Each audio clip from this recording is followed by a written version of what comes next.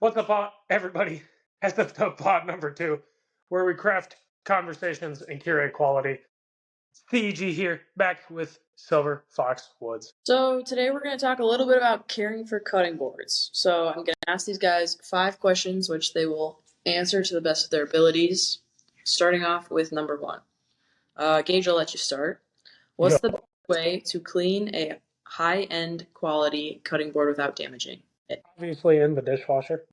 No, that was a total joke. That was a total meme. No, you absolutely do not want to put your cutting boards in the dishwasher. In no way, shape, or form should anything but water out of your sink and a little bit of Dawn dish soap touch these boards besides food. Okay? Don't put them in the laundry machine. Don't put them in the dishwasher. Don't spray them with a garden hose. Like, be gentle. Some with that. Obviously, soap and water. But make sure you clean both sides every time. Well, the reason being is because if you only get half of your board wet, only one side wet, the other side is going to stay dry. That could lead to your board looking like a potato chip, bending and bowing, warping, which isn't ideal in the first place, but that can also lead to cracks and splits. Dub input. How often should you oil cutting board, and what's the best type of oil to use? Well, often as you see fit. We say here, once your cutting board starts to look dry, so once it looks like it needs to be washed almost or needs water, that's when you should put some kind of oil or wax on it. Most oils or waxes on there will work well. We provide a little bit of schmutz, as we call it. It consists of mineral oil, coconut oil, and beeswax. So this is all to rehydrate your board and also give it a little bit of extra protection. Mineral oil is a good cheap alternative. There are plenty of other companies out there that have their own kind of wax or their own kind of oil. Just make sure it's food safe. Gage, anything to add to that? No, I was just gonna say make sure it's food safe. You don't want to be putting I don't know, nail polish on your cutting boards. Like, come on now. Yeah, I guess the most common thing around wood products, people think of like poly or polyurethane. No. Do not put polyurethane on any product that you are eating off of. Unless you want it to sit and look pretty in your kitchen. Yeah. Don't be using that. Yeah, especially with cutting boards. I mean, you might cut that polyurethane into your food. So, what are the biggest mistakes people make that shorten the life of their cutting board? I mentioned it earlier, not washing both sides. That's definitely something that not a lot of people know. Along with that, kind of storing your cutting board, especially with an end grain cutting board, but even a long grain cutting board. If you think of a cutting board, this is just a book. Yeah, it's 2 faces. You want to make sure instead of just storing it flat on your counter, you want to store it upright. And the reason being is so that moisture can flow out of both sides evenly. Because if it's only flowing out of one side, this side's going to get dry and start to fold and potato. It can also, we talk about end grain being like straws, right? If the straws are standing straight up and you're storing it like this, the structural piece of a straw over time can damage. Whereas if it's squeezed here, like Fox is talking about going vertically, that'll help it long term. The only last thing is you can use the whole cutting board. I see all the time people just cut in one spot of the cutting board, like dead center in the middle, and it's like they're chipping out the middle over a couple years. Like, you don't have to use the same spot every time. Like, mix it up. It's up to you. Yeah, especially on the bigger ones. I mean, you could rotate it every week or so. Cut here, here, here, here, and then in the middle. That's a great point. I didn't even think about that. That's more so relevant to long grain cutting boards. I mean, end grains heal themselves quite a bit. Yeah. Oh yeah. Either way, it's gonna last a long time. But if you're really trying to get everything out of it, there's just a couple little things you can do. Right on. Can a cutting board be restored if it starts to look worn or damaged? And if so, yes. What is probably the most common with wear and tear, so if your cutting board does look super dry or really light in color, if it's, you've applied mineral oil or some kind of schmutz a couple times already, we can resurface it. So that would be taking off, the top 32nd or 16th of an inch, throwing it through a drum sander um, to take off that material. And then you're essentially working with all fresh material that hasn't been cut into. That would take out all the scratch marks, would take out all the knife marks, all the blunt force damage that's been done to it. That's definitely a little more extensive. When it comes to splits and cracks and stuff like that, I mean, warping, throwing it through the drum sander or some kind of flattening mechanism, same kind of deal. But with splits and cracks, splits that go right along a straight path. For most long grain cutting boards and end grain cutting boards, you might see this too. If the joint isn't totally perfect over time, if wood, gets one side gets moister than the other, and over time as that gets worn down, it could split right on that seam, right on that joint. And in that case, that joint can be repaired. Um, how we do that is we actually cut directly on that joint, and by doing so, it creates a new perfect joint because you've made the same marks on either side, so they come together in the same fashion.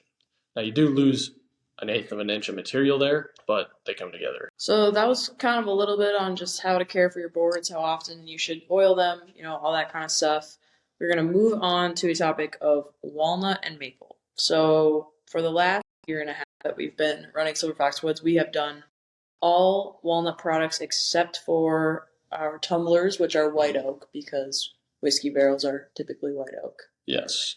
However, we are adding maple into the mix, so check out Silver Fox Woods coming soon for maple, long grain, and end grain cutting boards.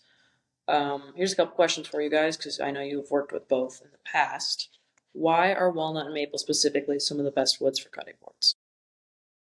They're both, they're both pretty durable hardwoods.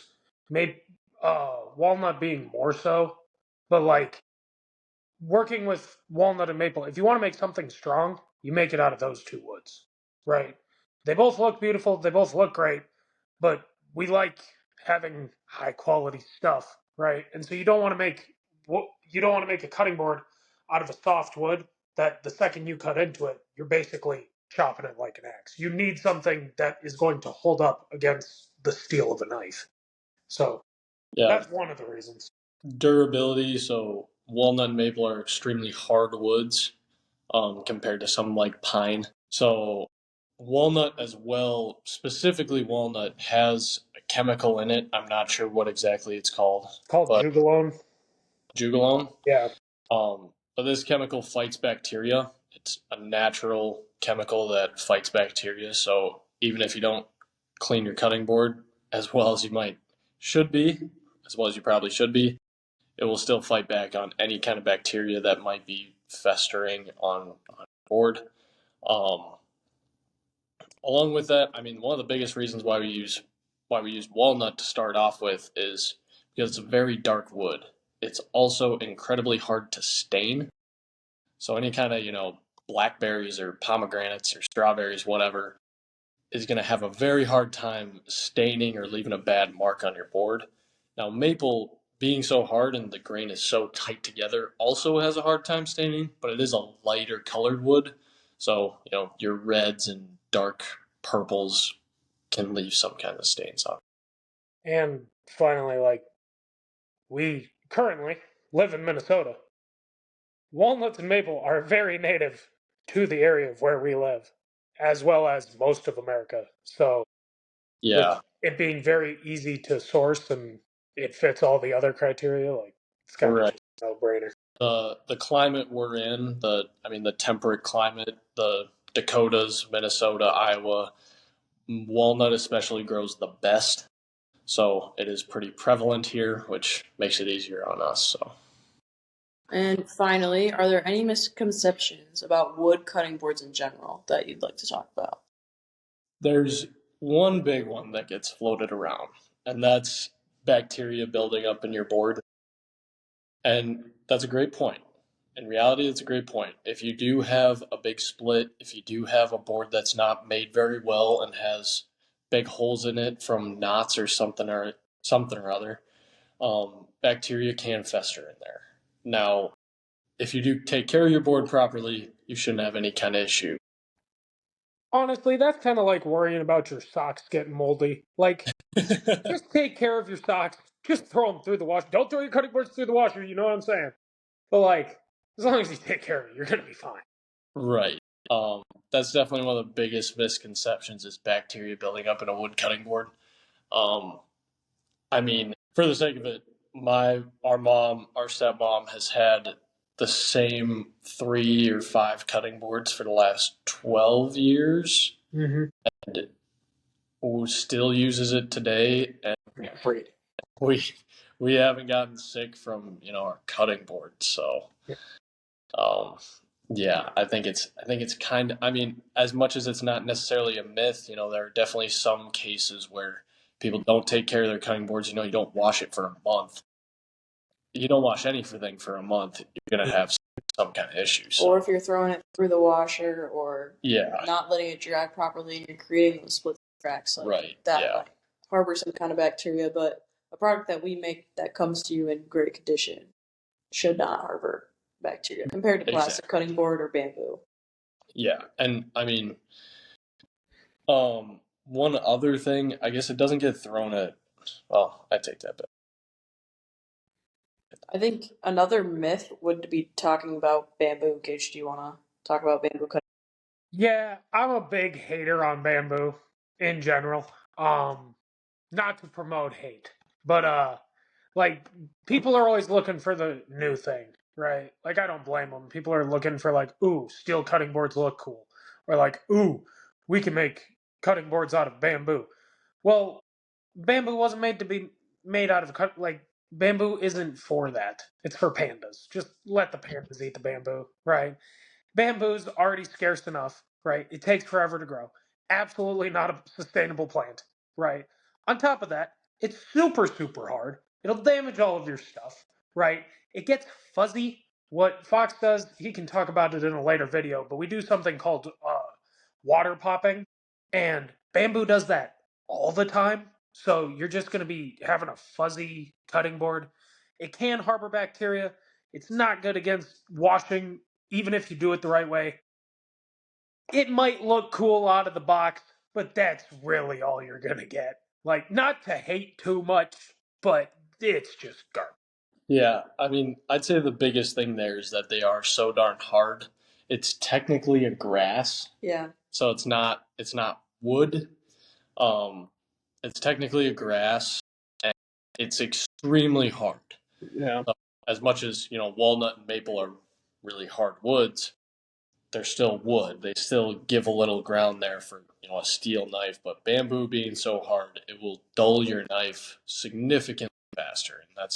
And that's the same thing with steel. Is as much as it's super durable, you will likely have no problem with bacteria, and it's not like you're going to get kind of plastic in your food from using a steel cutting board or titanium. But you take a steel blade to steel, you're gonna have a knife sharpness. Like, yeah, your edge is gone, and you're going to be running trips back to your grocery store, butcher, whoever you get your knives sharpened at. Yeah, I mean, I would say knife sharpness is probably the biggest thing about at least bamboo cutting boards. I think that's kind of all we got for this episode. real. All right. Do the YouTube things, like, comment, share, subscribe. Follow us on social media. And as always, love you guys. Bye. Love you. Bye.